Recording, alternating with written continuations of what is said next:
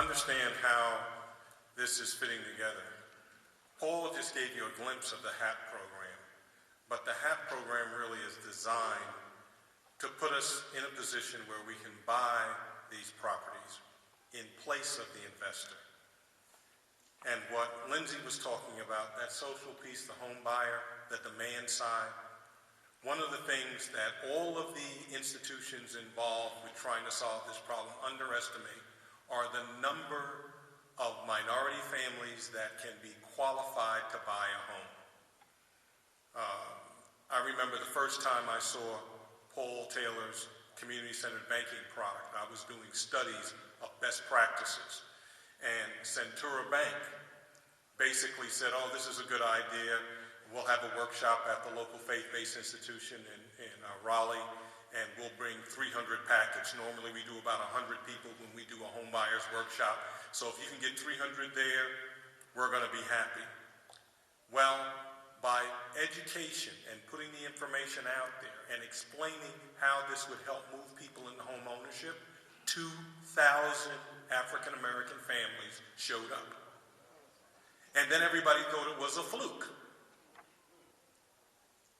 So 3 weeks later, when they had the follow-up in Raleigh, which is not that far from Durham, so you're thinking almost similar types of market, they had 1,700 additional families show up.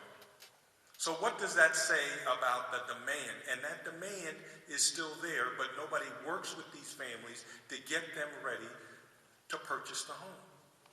And because of that, the banks sit on the property, the investors are seen as the only option. And in places like New Orleans, where they don't think they can sell it, they tear it down and turn it into green space, while people are spending $1,400 or $1,500 a month for rent. Okay? So understand the connection. Now the next section is going to be from Dr. Leslie Baskerville. Dr. Baskerville, she is the fifth and the first woman to head up the National Association for Equal Opportunity in Education. This is the only national membership, advocacy, and capacity building association for the nation's 103 historically black colleges and universities and 50 predominantly black institutions. She's an accomplished small business and association senior executive who is a recognized expert on equal education and employment opportunity and educational excellence and access. And she deals with pipeline issues, affirmative action, and diversity issues. And she's published in all of these fields. And we've asked her to join this solutions discussion because of the central place that historically black colleges and universities occupy in our communities. If you drive around this neighborhood, and those of you who are on the bus tour will see, there is blight, there is foreclosure, and most black colleges sit right in the midst of that. They are part of the solution, but they're also a victim if those problems aren't dealt with. So, Dr. Baskerville.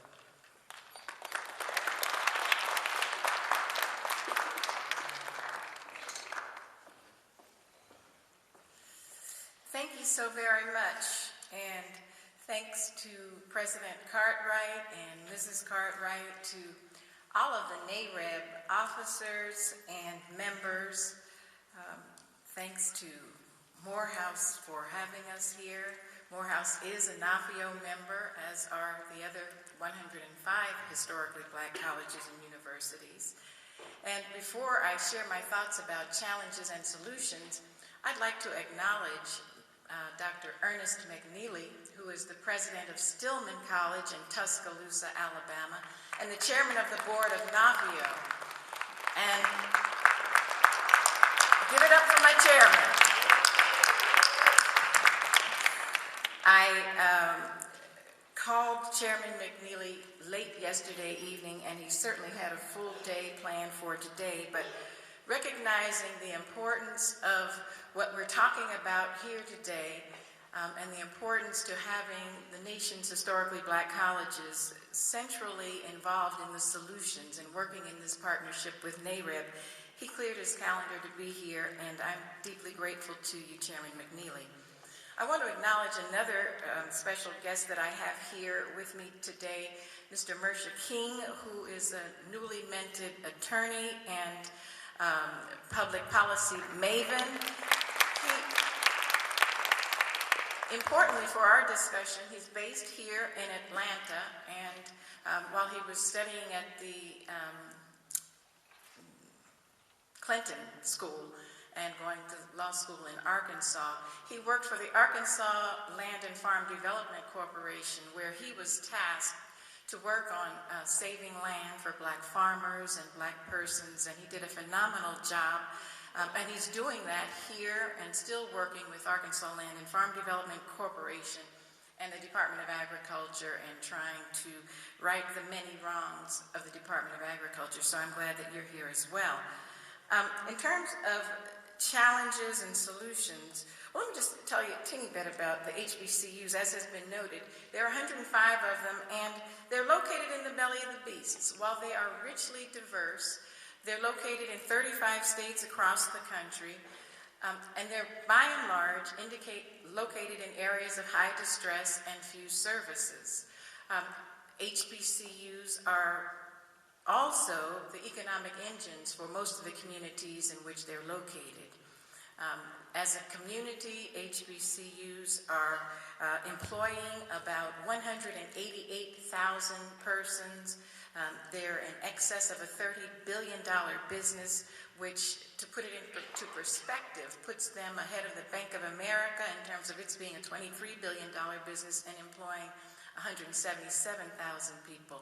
So as a collective and individually, our campuses are driving the economies of the communities in which they locate. So when we have challenges such as those that we confront today, with African Americans losing about 53% of their wealth, and when we have a situation in which we're looking at, I guess according to the data we saw, about $5,700 wealth on average for African American people, when we're looking at foreclosures escalating and blight, crime, homelessness, and hopelessness that go along with that, in order for HBCUs to thrive, they've got to do something about it. They've got to do something about it because it is a part of the mission of most HBCUs, not only to serve those who are ultimately enrolled in the colleges and universities, but also the surrounding communities. Many of our campuses' mission include their serving as communiversities, reflecting the linkage between campus life and community.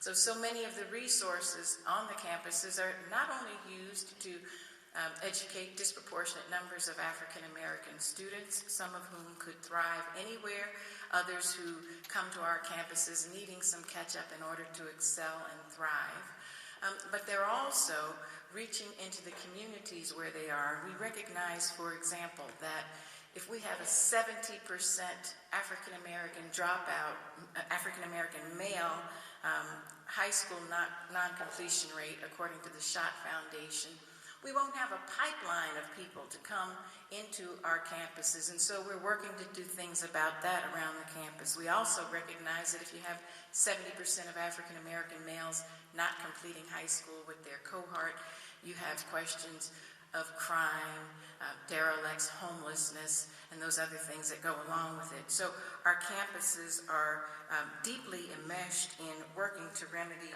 those solutions. So our campuses are doing it in many different types of ways, but some of the particular ways in which we're doing it, we're working through a number of federal programs.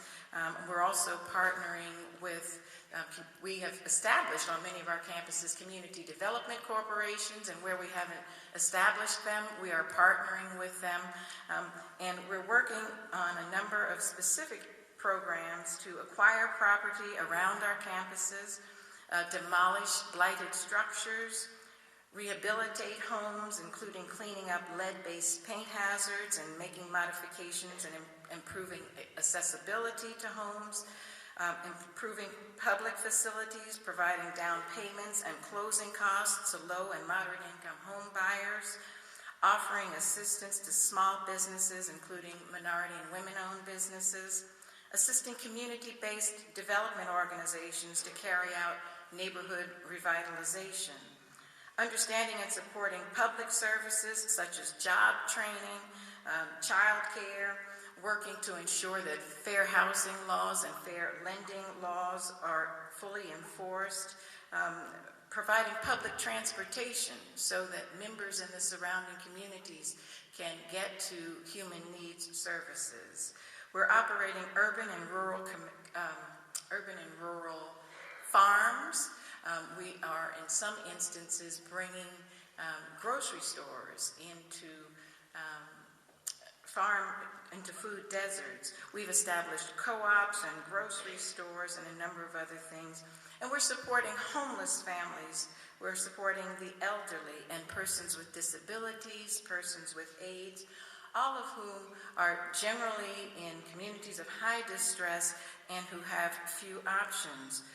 We've also recently started building community university housing projects. And so right over here in Lemoyne-Owen, they recently built a housing complex which is part for low and moderate income families, part for campus. But that does two things. It helps to assist with the problems of blight and homelessness, but it also assists in creating an independent finance stream that our campuses need desperately today as dollars are drying up. And I'm told that they will shortly bring to that area, which, although in Memphis is designated as a food desert, a grocery store. So that's going on not far from here.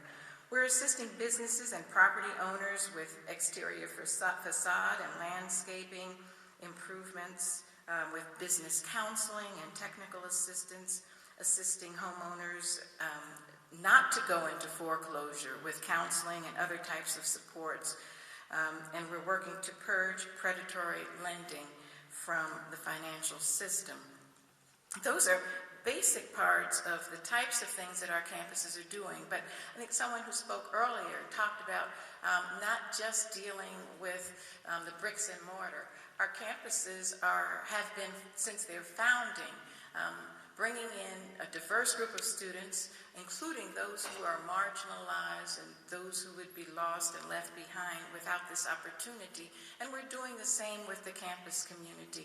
We have taken down our walls and we're working to get our services, our products, and our goods out into the community and to involve the community in the types of things that we're doing. I wanted to talk for a minute about what we did in the aftermath of Katrina, because I was asked to talk about the blight and foreclosure, but also talk about disaster recovery. So when Katrina hit in New Orleans, NAFIO, as the membership organization for all of the historically black colleges, went into action immediately because we have 3 campuses, 3 HBCUs in New Orleans. Dillard